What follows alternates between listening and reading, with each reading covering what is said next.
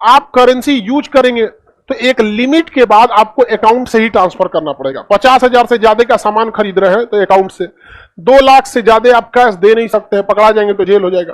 तो आप बड़े ट्रांजैक्शन से पहले बैंक आप पर क्या रखता है, नजर रखता है, जिस वजह से बहुत झमेला हो जाता है। इसलिए एक बहुत बड़ा दिमाग वाला आदमी था, उसका नाम था सातोशी नाकामोटो। अब वो आदमी है कि औरत किसी को पता नहीं, किस देश का है पता नहीं, जिंदा है कि मर गया पता नहीं, उसके नाम के अलावा किसी को कुछ नहीं पता, तो अपने बारे में किसी को कुछ बताया ही नहीं।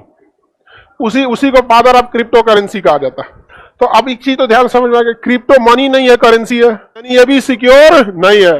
तो पहला चीज की क्रिप्टो करेंसी सिक्योर नहीं है। क्रिप्टो करेंसी जो है वो कई तरह का, फेसबुक का भी अपना क्रिप्टो करेंसी है, लीरा, पेट्रो है वेनेजुएला का है, सातोशी नाकामोटो का बिटकॉइन है, ऐसे करके हजारों क्रिप्टो करेंसी है, जिसमें सबसे फेमस क्रिप्टो करेंसी बिटकॉइन। ससा नहीं है कि केवल क्रिप्टो करेंसी एक को है, बिटकॉइन क्या है, फेमस है।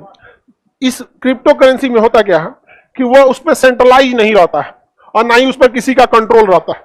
अगर हम आपको 1 लाख रुपया भेजते हैं तो आपके अकाउंट में डायरेक्ट नहीं जा सकता है, हमको 1 लाख अपने बैंक में डालना पड़ेगा और वो 1 लाख आपके बैंक में डालना चाहेगा।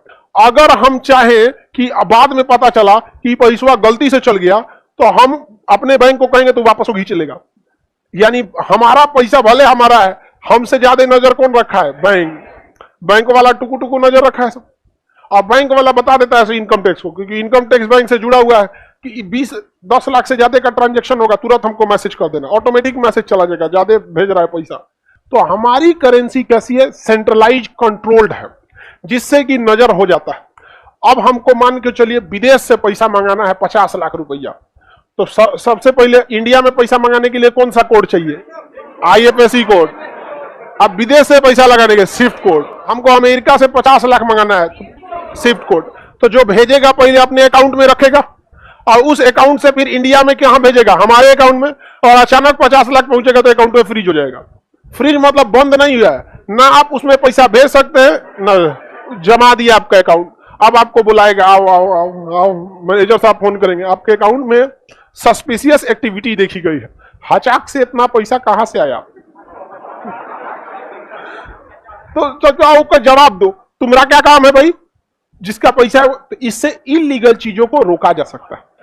तो सेंट्रलाइज करेंसी का फायदा है कि आप इलीगल एक्टिविटीज को क्या कर सकते हैं, रोक सकते हैं। कि ये क्रिप्टो करेंसी आज के समय में, ये पहले से चल रहा है, 100 साल पहले से, जिसे हम हवाला बाजार कहते हैं। उसमें पैसा कैसे भेजा जाता है, जैसे हमको 10 लाख रुपया पटना से दिल्ली भेजना, तो हवाला बाजार के कई सारे एजेंट आते हैं सब, तो हमको पटना में कैश ले लेगा, लो भैया ये 10 लाख, उसका कुछ वो पैसा भेजने का 500 1000 रुपया जो चार्ज लेगा वो अपना चार्ज ले लेगा, और 10 लाख ले लिया।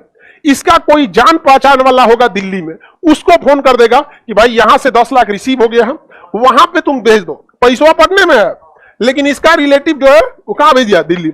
अब ये लोग बाद में अपना हिसाब किताब करते रहेंगे, और दिल्ली में उसके पास पैसा फोन कर देगा। अब हमको जिस व्यक्ति के पास पैसा भेजना था दिल्ली में फोन कर देंगे, हाँ पैसा पहुंच गया है आनंद विहार रेलवे स्टेशन पे, ये नंबर है, इस आदमी से कॉल करो, जाइएगा बस स्टैंड के पीछे को प्लास्टिक में थमा देगा, जाओ हो गया। RBI देखते रहो, जो what is this, Swift code, IFSC code, challan, Nifty, RTGS, chequebook सब रख लेना आ गया आप, समझा क्या कि नहीं। आप देखिए जो एजेंट हमारा पटना से कहां भेजा था, दिल्ली, आप उस एजेंट को तो दिल्ली के कई व्यापारी भी पटना भेजे होंगे, तो कहेंगे कि भाई 15 लाख हमारा पटना पहुंचा दो, तो ये पटना वाला एजेंट आके फोन करेगा, ये तोरा 10 लाख हम पहुंचे लो रलियो, उधर कटर पीटर हो जाएगा, हम यहां से यहां भेज देंगे, वो अपना हिसाब कर लेता है सब, और ऐसे ऐसे व्यापार करता है। इसे हम लोग क्या कहते हैं, हुंडी, क्या कहेंगे, हुंडी। नहीं है यहाँ पे, निकल गया बैंक, यहाँ पे चिल्लाते रहिए आप, बैंक में झमेला है, आउंसों का पूरा एजेंट है, सब ट्रेनिंग है, कितना पुलिस को देना है, कितना क्या देना है, सब चीज तो फिक्स रहता है ना। दाऊद इब्राहिम का नाम सुने, उसका सबसे बड़ा बिजनेस यही है, विदेश से पैसा मंगा के इंडिया में, पाकिस्तान में, UAE में, अरब में शिफ्ट करने में सबसे ज्यादा उसका यही पैसा में काम करता है, उसका मेन बिजनेस यही है। इसी कंसेप्ट को ऑनलाइन कर दिया बिटकॉइन, सेम इसी कंसेप्ट को ऑनलाइन कौन कर दिया, बिटकॉइन। हम बिटकॉइन किसको दिए पता नहीं किसी को, घूमते रहो RBI, पता ही नहीं चलेगा बिटकॉइन कहां से कहां गया। हम गलती से बिटकॉइन भेजना चाहिए सुरेश को, अब भेज दिए रमेश को, वापस आएगा, हाँ भूल जाइए। अब क्या के लिए बैंक था ही नहीं बीच में, और उधर कौन है पता नहीं, उसको रिसीव हो गया, बस काम खत्म यहाँ पर। जैसे हम हवाला बाजार से भेजे दिल्ली में पैसा कि आनंद विहार रेलवे स्टेशन पे दे देना किसी को, और दूसरे को थमा दिया और लेके चल गया, क्या दोबारा मिलेगा? खत्म, भूल जाइए यहाँ पे। तो सब अपना कोड तमाता है सब। हम जब 10 लाख रुपए का बिटकॉइन खरीदेंगे तो उसी समय सरकार पकड़ लेगी कि बिटकॉइन जब खरीदेंगे तो अपने अकाउंट से पैसा निकालेंगे और बिटकॉइन बेचने वाली कंपनी को देंगे। तो सरकार को बस इतने पता है कि ये आदमी ने 10 लाख का बिटकॉइन खरीदा था। अभी बताइए 10 लाख की आज हम जमीन खरीद ले तो 1 साल बाद क्या वो जमीन 10 लाख की रहेगी? कोई ना कोई उसका रेट तो बढ़ेगा ही बढ़ेगा, बढ़ेगा कि नहीं? उसी तरह से हमने 10 लाख रुपए का क्या खरीदे? बिटकॉइन। और बिटकॉइन अगर अगले साल वो हो गया 20 लाख का, तो अब 20 लाख का हो गया। नियम के हिसाब से हम कितने का खरीदे? 10 लाख। अब हमको किसी आदमी को 20 लाख रुपया पेमेंट करना है। किसी आदमी को कितना पेमेंट करना है? 20 लाख। तो 20 लाख का पेमेंट करने के लिए हमको अलग से 30% इनकम टैक्स देना पड़ेगा। यानी 20 लाख रुपया पेमेंट और प्लस में 6 लाख रुपया टैक्स। समझ रहे हैं कि नहीं समझ रहे जी? सुनिए ध्यान से। पूरी दुनिया में America, Canada, Britain, France, Australia, पूरी दुनिया में हर जगह माइनिंग लगी हुई है, मशीनें लगी हुई है, कंप्यूटर, करोड़ों कंप्यूटर लगे हैं। हम एक बिटकॉइन किसी में ट्रांसफर करेंगे ना तो उन करोड़ों कंप्यूटर में ये सेव हो जाएगा कि इसमें से इसमें पैसा गया है। और तब बिटकॉइन का अठन्नी कोई चोरी नहीं कर सकता, क्योंकि जैसे मान के चले हम आईसीआईसीआई से पैसा एचडीएफसी में भेजे तो क्या ये पीएनबी को पता चलेगा? नहीं पता चलेगा, नहीं पता चलेगा। लेकिन अगर हम बिटकॉइन में इधर से उधर 1 रुपया करेंगे तो पूरी दुनिया के कंप्यूटर को वो क्या हो जाएगा? पता चल जाएगा। यानी हर इंसान अपने आप में आरबीआई है। आप देख लीजिएगा खटाखट खटाखट क्या हुआ है? ट्रांसफर हुआ है यहाँ पर। अब इसको चलाने के लिए क्रिप्टो करेंसी में क्या होता है? माइनर।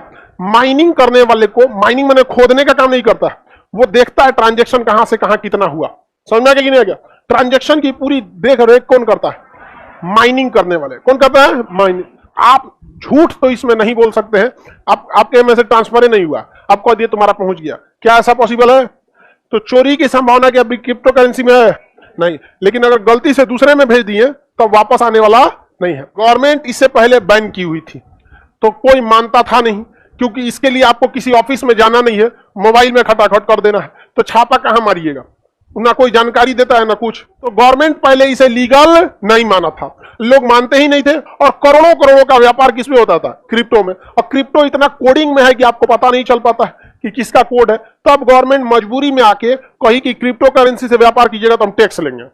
कही कि भैया पकड़ा है, ये नहीं रहा है, लॉस भी हो रहा है, उससे अच्छा क्या ले लो? टैक्स ले लो। हमारा रुपया जो है वो लीगल टेंडर है। यानी अगर हम किसी को भारत में रुपया में पेमेंट देते हैं तो वो मानने के लिए कंफर्म है, उसे लेना ही पड़ेगा। समझ आ गया कि नहीं? अगर आप किसी को अगर फोन पे कर दे तो मना कर सकता नहीं। आप कहेंगे अकाउंट ट्रांसफर कर दे तो कहेगा नहीं।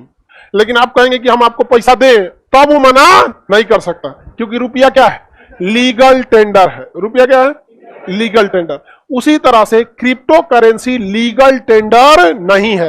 आप किसी को बिटकॉइन देना चाहते हैं, क्रिप्टो में देना चाहते हैं, दे सकते हैं, लेकिन सामने वाला रिसीव करने के लिए बाध्य नहीं है। बाध्य नहीं है। अमेरिका वालों ने बैन लगा दिया था किस पर? रूस पर, कि रूस पे कोई व्यापार नहीं करेगा, उसकी मुद्रा कोई नहीं लेगा रूबल को। उसे जरा बिटकॉइन लेने लगा।